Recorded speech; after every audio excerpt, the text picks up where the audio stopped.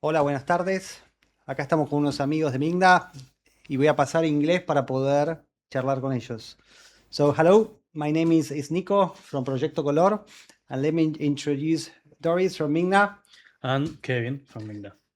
So again, thank you for coming to Argentina. I know you've been traveling a lot, so thanks for taking the time and showing us what you're doing.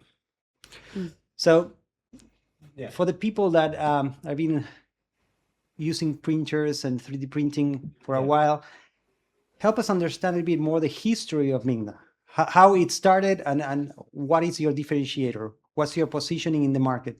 What is MINGDA? Okay, so my name is Kevin, and nice to meet you. And let me give you some brief introductions about our companies. We are established ever since 2011. So basically, we focus on the large format industrial grade 3D printers for over 15 years, ever since 2011. And our owner, Mr. Huang, has a very original ideas trying to, with the intentions to upgrade the traditional manufacturing way into a high, smart, and sustainable manufacturing. And this is the foundation to establish our company.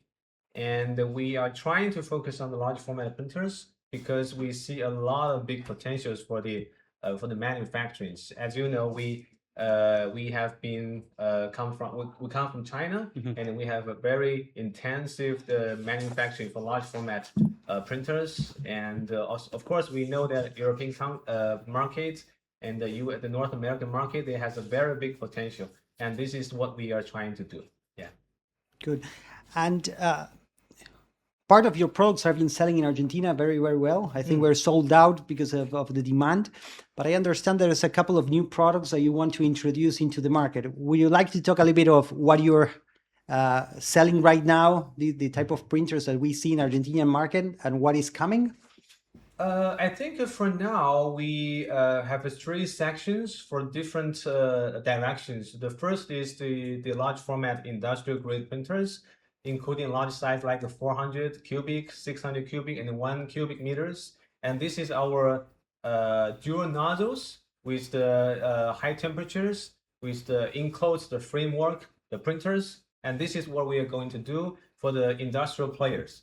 And the second one is that we are trying to focus on the letter signage makers for the letter printers, including ADF4 and ADF4 Pro and Mini. This is the new products that we are trying to introduce to the local market. It's because we see a lot of big potentials in Argentina market. And the third is that we are trying to bring out our the solutions, like the software, like the hardware. We are trying to conclude them into a comprehensive solutions to the local market. Yeah, this is what we're trying to do. And what are the expectations for a new market like Argentina, Latin America in general, but Argentina in particular? I think the expectation is that we know that the whole South American market is very new to MINDA, and this is why we are here, and this is why we're trying to do some efforts to do the promotions and the marketing activities and try to build a great brand awareness to the local market. Yeah, and so that's why we're trying to do some actions to the local market, and then we will try to establish a long-term and strong relationships with Proyecto Colors, with the companies. Yeah. The good thing is that you started with the right foot here in Argentina with the idea for Yeah, right. the ladder printers. Yeah. Yes, and now you're introducing the idea for Mini, right? Introduced, of course, ADF for Pro and ADF for Mini. Okay. Yeah. What's the difference between the ADF4 and the ADF4 Mini? I think the main difference between those two types is the printing size. For the ADF4 Pro, the size is 1.2 meters long, 0.8 meters wide, and 0.1 meters height. But for the mini versions, it is 800 millimeters by 600 millimeters by 100 millimeters. So it's a kind of a smaller version, but with the much smarter because we upgraded by the AI detections. And of course, we are using the most advanced slicer software, the sign makers, and the clipper firmware at the same time. So we're trying to bring out the best of the printing quality to the customers. Yeah. And what type of materials you can print with these printers? You mean for ADF4, right? Yes. The ADF4 basically focus on the PETG, and the PLA, and some filament with the printing temperatures close to those filaments. Yes. Okay. And for the enclosed versions, the new ones, you have carbon fiber. What else you can start working with those? PG carbon fibers? You mean for the but we don't recommend you print the carbon fibers on the letter printers because it is open frame. No, for the new one that you're going to introduce. Introduce. Okay, okay. For the new one, we are trying to recommend.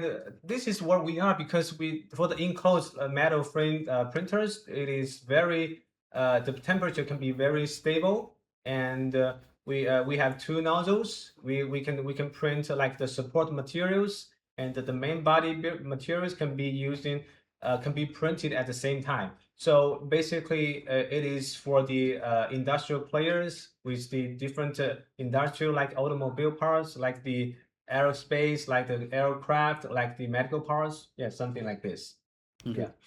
And there you can have with more technical type of filament. Yeah. Because we also produce the different kind of engineering grade filament, like the PETG. ASA carbon fibers, glass fibers, nylon carbon fibers, glass fibers, or something like this. Yeah, that's great.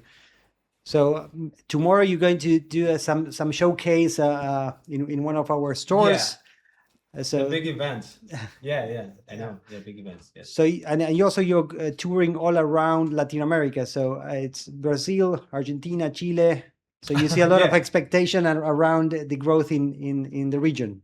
Yeah, because we for now previously I focus on the North America. We know that there's a big market in the US, obviously, but we see a high growth potential. The growth rate is much higher in South America, in Latin market. So that's why we're here. That's why we're trying to give the best support to our local partners. Yeah.